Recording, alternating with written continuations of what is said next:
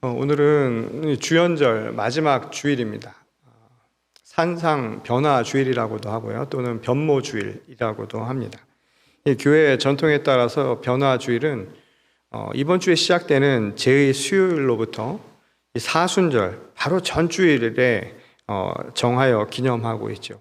우리가 잘 알다시피 사순절 기간 동안 교회는 우리를 위해 대속의 길을 가셨던, 십자가의 고난을 짊어지고 가셨던 예수 그리스도의 고난에 우리가 함께 동참하는 시간입니다. 우리도 그 여정에 같이 가는 거예요.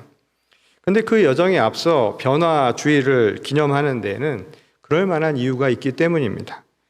저는 오늘 우리가 읽은 이 본문을 통해서 그 의미가 무엇인가를 여러분과 함께 살펴보려고 합니다. 이 순환의 길을 들어서기 전에 예수님은 제자 중 3명의 제자를 데리고 산에 올라가셨습니다. 요즘에야 건강이나 또는 레저 생활을 즐기기 위해 산을 찾는 사람들이 참 많아졌지만, 당시만 해도 특별한 이유가 아니고서는 구태여 산을 오르는 사람들이 많지 않던 시절입니다. 이 사람들이 산에 오른 이야기를 기록하고 있는 성경의 기록만 봐도 알 수 있죠. 이 대개가 분명한 의도를 갖는 경우였습니다. 이 대부분은 하나님을 만나는 영적인 체험 또는 신비한 체험을 위해서 산에 올랐다, 그렇게 기록이 되어 있죠. 우리가 성산이라고 이야기하는 것도 어떤 의미에서는 거룩함이 그 안에 담겨져 있는 거예요. 그래서 고대 이스라엘 사람들에게 산이라고 하는 것은 이처럼 우리의 일상의 삶에서 조금은 벗어나서 우리의 지친 영혼을 달래고, 또한 우리 삶의 궁극적인 질문에 대한 해답을 얻는 그런 거룩한 곳, 특별한 곳이라는 의미를 갖고 있었죠. 시편 121편 1절에 보면 시편 기자가 이런 고백을 합니다. 내가 산을 향하여 눈을 들리라. 나의 도움이 어디서 올까? 지금 이 이야기만 보더라도 당시 이스라엘 사람들에게 산이라고 하는 곳, 그곳이 가는 의미가 어떤지를 우리는 잘 알 수가 있죠. 실제로 일상의 삶에서 벗어나서 산을 오르면 산이 우리에게 주는 아주 특별한 감정이라는 게 있습니다. 이 산에 오르면 고요함이라고 하는 것을 느낄 때도 있고요, 때로는 그 적막함 속에서 신비로움, 때로는 경외감 같은 것을 느끼게 만들기도 합니다. 그것을 통해서 우리는 지쳤던 심신을 조금 회복하고, 또 우리 머릿속을 복잡하게 했던 이야기들이 조금씩 깔끔하게 정돈되는 듯한 그런 기분을 갖고 돌아오게 되죠. 그래서 사람들이 마치 산을 오르거나 또는 광야에 가거나 또는 기도원에 가서 이 자신의 심신을 달려는 일종의 수련을 하는 일들도 그와 똑같은 이치라고 할 수 있을 겁니다. 근데 그렇게 산에 오르거나 또는 기도원에 갔다 오면 이 사람들의 마음에 이 만족감 같은 것들이 들거나 위로감 또는 위안, 이 평안함 같은 것들이 들지요. 그래서 사람의 얼굴에 이 환한 모습들을 때로 우리가 볼 수가 있습니다. 하나님이 주신 말씀의 증거판을 들고 산에서 내려온 이 모세의 얼굴에서 사람들이 광채를 느낀 것도 어쩌면 그런 만족감 또는 그런 평안함, 이런 것을 표출한 또 표현한 모습인지도 모르죠. 그런데 오늘 본문 말씀 29절을 보면 모세의 얼굴에 광채가 나타난 이유를 이렇게 얘기합니다. 자기가 여호와와 말하였으므로 말미암아 나타났다는 거예요. 이 여호와와 말을 했다. 이 말은 결국 여호와 하나님을 만난 것이죠. 다시 말해서 여호와 하나님의 현존을 체험한 아주 신비로운 사건을 우리에게 가르쳐주는 대목입니다. 그런데 모세의 광채는 백성들이 그의 얼굴을 똑바로 바라보지 못할 만큼 두려움을 자아냈지요. 이 신비한 경험을 한 모세를 바라보며 사람들도 일종의 간접적인 두려움, 경외감, 이런 것들을 느꼈기 때문입니다. 아무나 누릴 수 없는 하나님의 현존을 체험한 모세가 그들에게는 감히 쳐다보기도 쉽지 않은, 그래서 낯설고 또는 이 두려운 존재처럼 느껴졌던 것이죠. 결국 모세가 자신의 얼굴을 가리고 그들을 부르고 나서야 사람들도 가까이 다가설 수 있었습니다. 그 정도로 모세의 얼굴에 드러난 이 아우라로 인해서 사람들은 쉽게 감히 범접할 수 없는 일종의 두려움, 또 경외감, 이런 것들을 함께 느끼고 있었던 것이죠. 그래서인지 하나님께서 명령하신 바를 다 전하고 난 뒤에 바로 그가 행한 일은 자신의 얼굴을 수건으로 가리는 일이었습니다. 그런데 모세가 자기의 얼굴을 수건으로 가리려 한 행동에는 또 다른 이유가 있었음을 오늘 본문 35절에서 가르쳐 주죠. 이 하나님의 말씀을 선포하는데 이 사람들이 자꾸만 자기의 얼굴에 난 광채를 쳐다보는 거예요. 이 모세의 입장에서 보면 이러한 백성들의 태도는 본말이 전도된, 그러니까 해야 할 것과 또 그것으로 인해서 파생된 일을 구분하지 못한 결과로 생각되었던 겁니다. 그의 얼굴에서 광채가 난 것은 하나님을 만났기 때문이죠. 하나님의 현존을 체험한 거예요.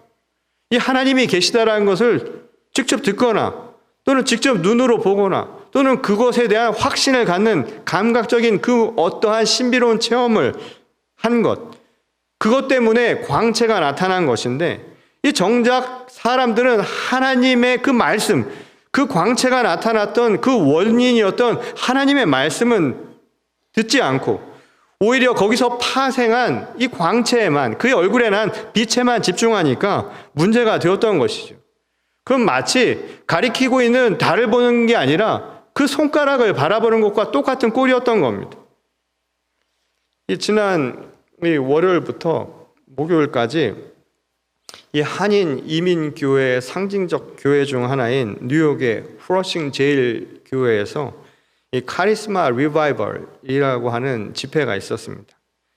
요즘 교회의 수가 점차 줄어들고 있고 이 팬데믹으로 인해서 문 닫는 교회의 수가 굉장히 많아지고 있다라는 보고가 있죠.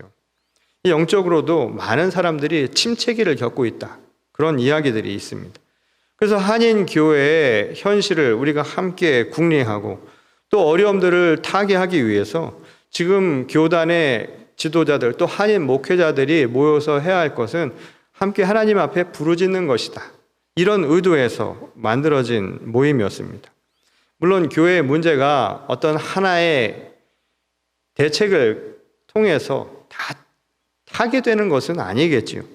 하지만 이러한 신앙의 근본적인 것들, 영적인 기본을 다시 회복하는 것, 초심을 회복하는 것, 그래서 초대 신앙 공동체가 갔던 그 길을 다시 한번 찾아보자라고 하는 점에서 이 모임에 의의가 있었던 것으로 보입니다. 이 행사를 주관한 준비팀의 이 고백처럼 이 행사를 준비하는 기간 동안에 여러 가지 어려움들이 많았습니다. 특히 이 행사를 주관하면서 이 행사를 준비할 때가 벌써 꽤 오래전 일이었기 때문에 이 코로나 사태가 지금까지 계속되리라고는 생각을 잘 하지 못했지요. 그런 상황에서 개교회 사역에 여러 가지 바쁜 시간이 없는 목회자들이 이런 여러 가지 환경적인 또 어려운 조건들을 다 넘어서 모인다라는 게 말처럼 쉬운 일은 아니었습니다. 그런데 놀랍게도 예상을 뛰어넘게 많은 목회자들이 관심을 보였습니다. 그만큼 갈급함이 있었다라는 것이겠고 또 그만큼 우리에게 필요함이 있었다라는 것이겠죠. 처음에는 예산과 안전상의 이유로 이 등록 인원을 100명으로 제한을 해서 받았는데 결과적으로는 이 추가 등록자들이 더 많이 나와서 예상보다 더 큰 집회가 되었습니다. 저도 시간 맞추어 가느라고 이 저녁 비행기를 타고 이 밤샘 여행을 해야 해서 굉장히 피곤한 그런 여행이었지만 이 교회의 새로운 동력 그리고 함께 모여서 기도한다는 것, 또 지난 2년간 침잠되어 있고 침체되어 있던 우리의 영적인 부흥을 우리가 함께 모여서 기도한다는 점에 큰 기대를 안고 그 집회에 참석하게 되었습니다. 근데 뜨겁게 첫날 개회 예배를 드리고 난 뒤 이 첫 성령 집회라고 하는 것을 열었을 때 개인적으로 저는 조금 당혹한 마음이 들었습니다. 제가 기대했던 영성 운동과 그 성격이 조금 달랐기 때문입니다.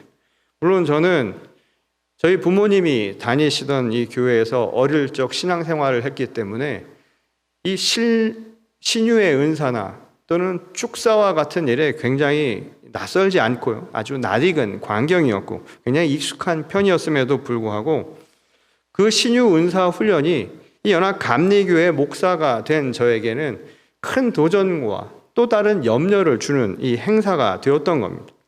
이 아픈 병자를 고치기 위해서 성령의 은사를 구하는 것, 목회자에게는 아주 당연하면서도 정말 바라는 아주 간절한 사역 가운데 하나이죠. 세상에 어느 목회자가 자기 교회 성도 아픈 병자를 위해서 기도하고 그 기도를 통해서 병이 낫는다고 하는 것을 마다할 사람들이 과연 누가 있겠습니까? 근데 문제는 이것이 너무 신비주의적인 방향으로 빠지다 보면 부정적인 결과를 낳을 수 있을 것이라는 우려도 함께 들었기 때문이었습니다. 근데 그 차이는 아주 미세한 것에서 나타나지요. 바로 본말에 이 구분이라고 하는 것이 분명해야 한다는 거예요. 예컨대 치유 기도를 통해서 성령이 역사하셔서 병자가 고침받았다. 여러분 그렇게 생각을 해보십시오. 이때 진정한 치료자는 누구입니까? 사람이 행한 것이 아니라 성령 하나님이 행하신 거예요. 치료자는 사람이 아니라 바로 하나님이 행하신 겁니다. 물론 병고침 자체를 믿지 않는 분들도 있죠. 그분들에게는 이 이야기 자체가 아무 의미가 없을 수도 있을 겁니다. 그런 점에서 이 집회는 꺼져가는, 그래서 우리들의 영적인 아주 기초적인, 그러나 우리가 간절히 원했던 이러한 신유 사역과 같은 것들을 통해서 우리의 무너져 있던 이성적인 교만, 그리고 무감각해진 영성을 다시 한번 회복하는 아주 의미 있는 시간이었죠. 실제로 이 많은 목사님들이 함께 모여서 기도를 했는데요. 제가 첫날 가서 일정을 보고 깜짝 놀랐습니다. 보통은 일정을 한참 전에 보내주는데 이 행사는 일정을 안 보내주더라고요. 그 이유를 가서 알았습니다. 왜냐하면 일정을 보니까 쉬는 시간이 없어요. 처음부터 끝까지 계속 기도하는 거였습니다. 그래서 아마 그 일정을 보고 깜짝 놀라서 안 오실 분들을 방지하기 위해서 그 일정을 그렇게 보내셨나 봐요. 근데 함께 모여서 기도를 하고 생각해 보십시오. 전부 목사들입니다. 사모님들과 목사님들이 모여서 정말 목이 찢어져라 기도하는데, 그것도 쉬지 않고 4일을 기도하는데 어떤 일이 일어났을까요? 정말 놀라운 일들이 일어납니다. 병든 자가 치유받는 일들이 그곳에서 속속들이 일어난 거예요. 분명히 이런 일들이 일어나는 겁니다. 그런데 그렇다고 해서 본말이 전도되어서는 안 된다는 거예요. 핵심은 치유의 은사가 기도자에게서 나오는 것이 아니라 전지전능하신 하나님의 능력으로부터 오는 것이기 때문입니다. 따라서 치유 기도를 하는 자가 신유의 은사를 받는 것, 그거 아무 문제도 아니라는 거예요. 우리는 이런 집회가 있을 때마다 은사를 받는 거에 초점을 맞추죠. 선물을 받는 것, 카리스마에만 초점을 둔다는 거예요. 근데 중요한 것은 목적이 뭐냐는 거예요. 목적은 병든 자가 고침받는 것이죠. 그런데 더 중요한 것은 그 병든 자를 고치는 것은 하나님으로부터 온 것이라는 바로 그 사실입니다. 그러니 그것을 위해서 기도하는 자, 그 사람은 하나의 중개자에 지나지 않는다는 거예요. 치유를 위해서 기도했던 우리들은 그저 하나님께서 쓰시기 위해 사용하신 하나의 도구요. 또 실질적인 치유가 이루어졌다면 그 치유가 될 수 있었던 은혜의 통로에 지나지 않을 뿐이라는 겁니다. 그거면 만족해야 한다는 거예요. 따라서 신유 사역을 행하는 자에게 필요한 가장 중요한 것은 무엇인가 하면 바로 모세처럼 수건으로 자신의 얼굴을 가리는 일이어야 한다는 겁니다. 끊임없이 하나님의 은혜가 임할 수 있도록요. 병든 자들이 치유받을 수 있도록, 상처난 자의 그 영혼이 회복될 수 있도록 기도하면서도 자신의 얼굴에 드러난 광채를 가릴 줄 알아야 한다는 거예요. 만일 자신의 광채를 수건으로 가리지 않다 보면 결과적으로는 하나님의 영광을 수건으로 가린 것과 똑같은 상황이 벌어질 수 있기 때문이라는 겁니다. 이게 무슨 말이냐 하면 목회자가 마치 자기의 능력으로 치유가 이루어진 것처럼 행동하다 보면요, 결과적으로는 사람들이 하나님의 능력조차 믿지 않게 된다 이 말인 겁니다. 이게 바로 오늘날 벌어진 현상 아닙니까? 오늘날 사람들이 믿지를 않아요. 이제 기도를 통해서 치유될 것이라는 믿음이 한 가지도 없습니다.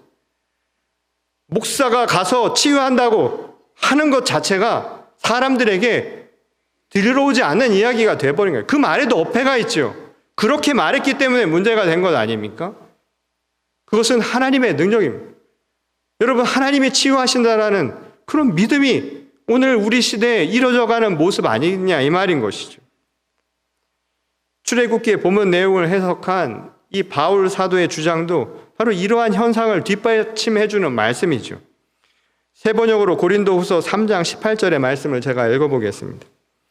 우리는 모두 너울을 벗어버리고 주님의 영광을 바라봅니다.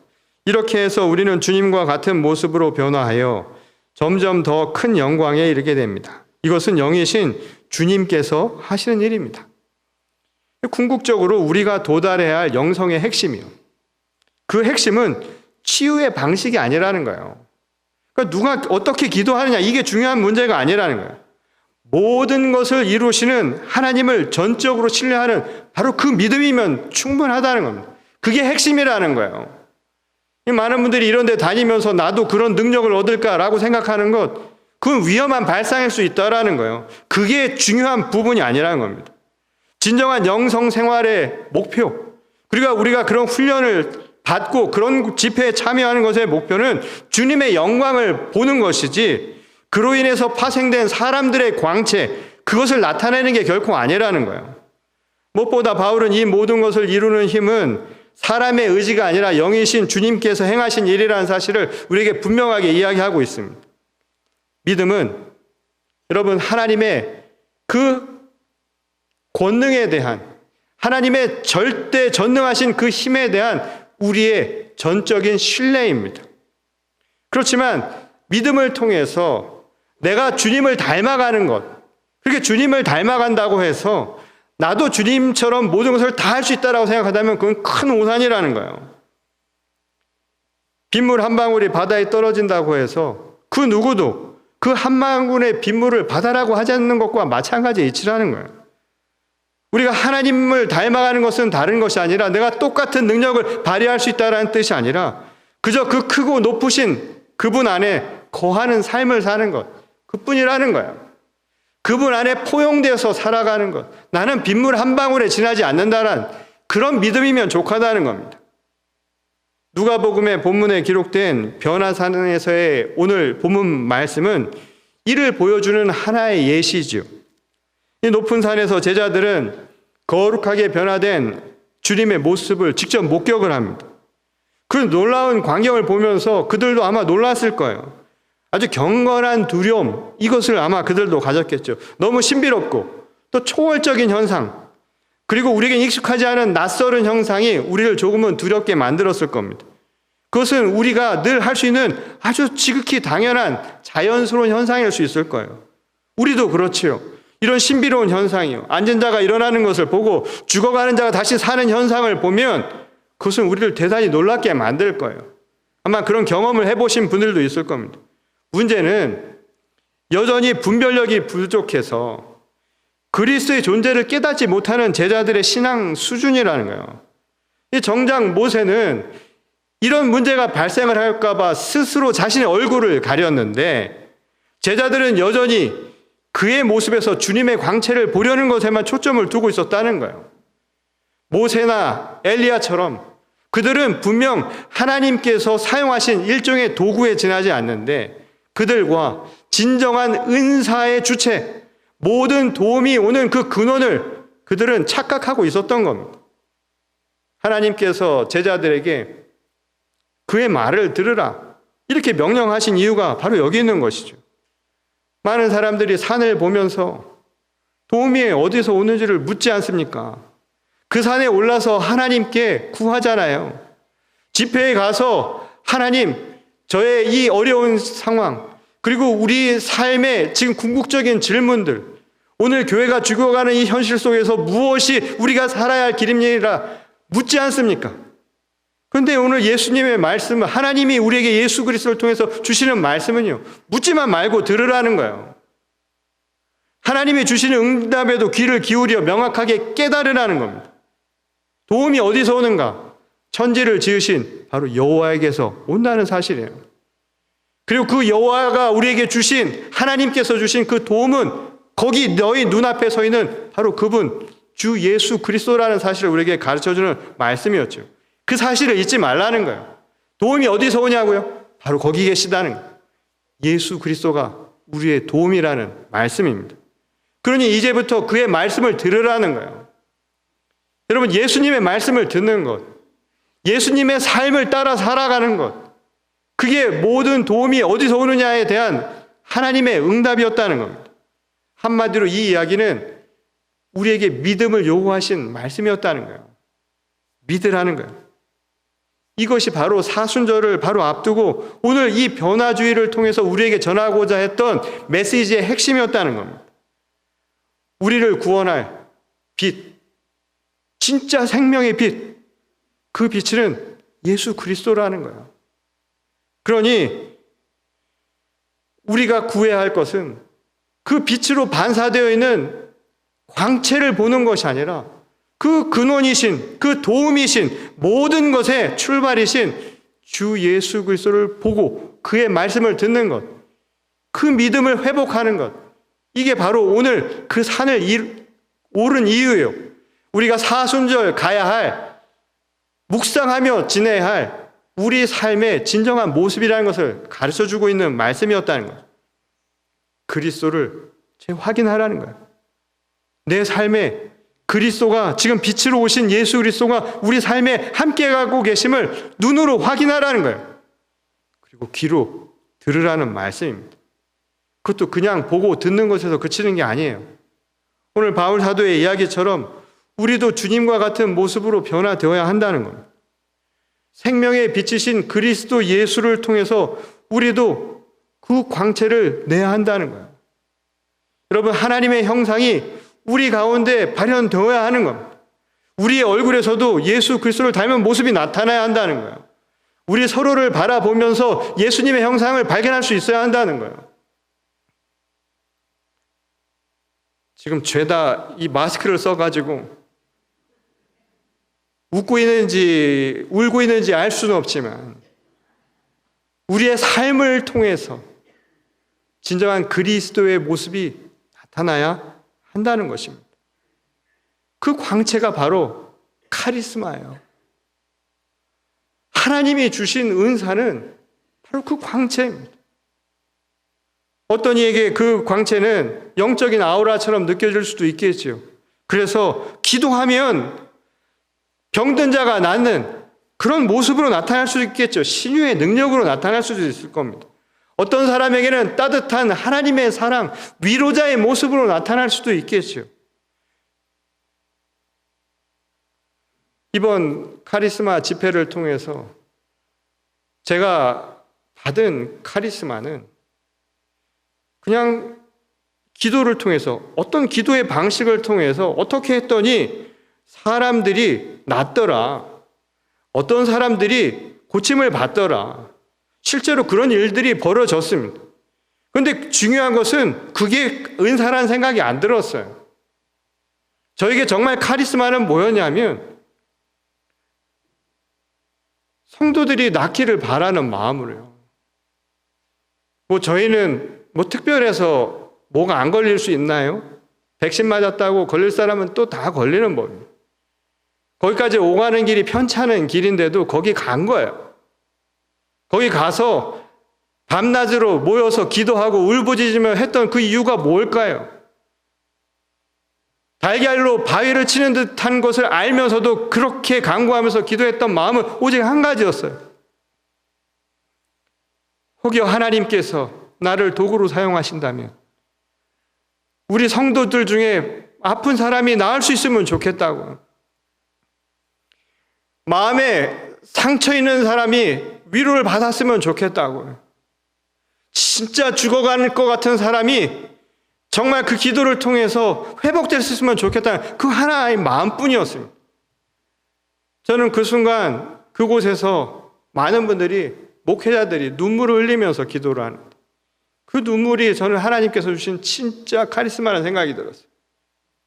성도들을 향한 그 한결같은 마음, 교회가 살았으면 좋겠다라는 그 간절한 마음, 그 뜨거운 열정, 그게 어쩌면 오늘 우리 시대에 그 집회를 통해 우리에게 주신 진짜 카리스마가 아닐까, 하나님의 능력이 아닐까, 저는 그런 생각이 들었습니다. 중요한 건 카리스마의 모습이 아닙니다. 어떤 종류가 아닌 거예요. 더 중요한 건 그게 어디서 오는가를 믿는 바로 그 믿음이에요. 그것이 우리에게 나타날 때는 그저 우리를 통로로 사용하면 그만인 겁니다. 그러니 우리에게 지금 필요한 것은 그 능력이 어떻게 오는가? 그 능력이 무엇인가를 묻는 게 아니라는 거예요. 오히려 그것의 출발점이신 하나님을 보는 것, 하나님의 영광을 나타낼 수 있는 것, 그리고 그 영광이 우리에게 도움이 되어 나타난 예수 그리스도의 말씀대로 사는 것, 이게 더 중요한 부분이라는 거예요. 그 신뢰가 없이는 오늘 우리에게는 아무런 변화도 나타나지 않을 거예요. 오늘 여러분, 하나님이 우리를 고치실 것이라는 믿음이 없는 상태에서 어떤 변화를 여러분 기대하십니까? 여러분, 믿음이 없이는 병든 자가 고침받는 치유의 역사가 일어나지 않습니다. 여러분, 억눌린 자가 해방되는 그런 일들도 일어나지 않을 겁니다. 절망에서 희망을 발견하는 변화도 일어나지 않을 거란 이야기예요. 전쟁과 갈등이 난무하는 세상이 평화와 합력과 상생의 길을 가기가 더더욱 어려워질 것이란 이 말씀입니다. 오늘 우리에게 지금 필요한 것은 그래서 믿음이라는 거예요. 우리를 구원하실 바로 그분을 믿는 믿음이면 족하다는 거예요. 그래서 오늘 이 사순절을 앞두고 우리에게 주시는 말씀이에요. 예수께서 우리에게 그 변화를 보여주신 그곳을 향해서 우리도 올라가야 한다는 거예요. 제자들처럼 우리도 예수님과 함께 그 높은 산을 올라가야 한다는 겁니다. 산 꼭대기라도 올라가야 한다는 거예요. 우리말에 꼭대기라는 이 말을 이 다석 유영모 선생은 이렇게 해석을 한 바가 있습니다. 꼭대기의 꼭은 꼭 반드시라는 거예요. 대기는 갖다 대는 거예요. 꼭 되어야 한다는 거예요. 이 말은 꼭 만나야 한다는 이 말입니다. 여러분, 하나님을 꼭 만나셔야 합니다. 또 하나님이 우리 가운데 나타나신 바 되어서 우리를 지극히 사랑하시고 우리 삶에 진정한 도움이 되신 예수 그리스도를 여러분 꼭 만나셔야 합니다. 그래서 우리가 이 사순절 동안 가야 할 곳은 저 산 꼭대기라는 거예요. 저 산에 올라서 우리를 구원하실 그분을 만나는 거예요. 그리고 우리에게 말씀하시는 그 말씀을 듣는 겁니다. 진정 도움이 어디서 오는가, 우리가 물었던 그 질문에 해답을 찾는 거예요.